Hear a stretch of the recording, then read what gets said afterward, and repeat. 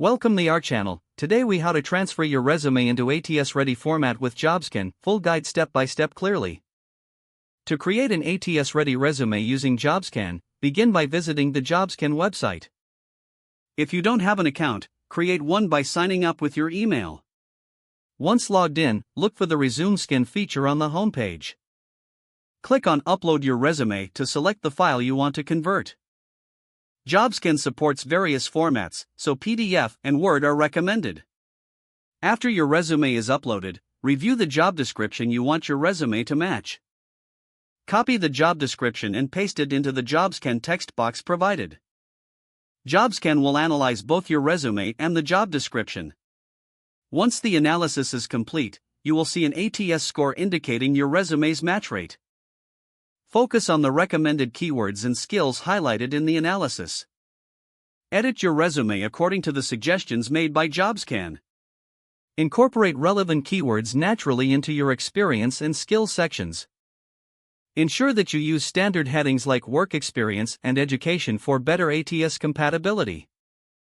After making necessary changes, upload your revised resume to Jobscan once more for a new score. Repeat the process until you reach an acceptable ATS score. Once satisfied, download your resume in a preferred format. Finally, review the downloaded resume to ensure formatting remains intact. Your resume is now ready for ATS submission, enhancing your chances of making it through initial screenings. If the page does not load, make sure you are using the correct email address, then retype it carefully to avoid small typos. If your password is not accepted, use the reset option and create a new strong password you can remember. Check your spam folder for verification or security emails, then complete any requested confirmation steps. Enable two-factor authentication if available to improve account security and reduce unauthorized access risk. After signing in, review your profile details so your contact information and settings are accurate and current.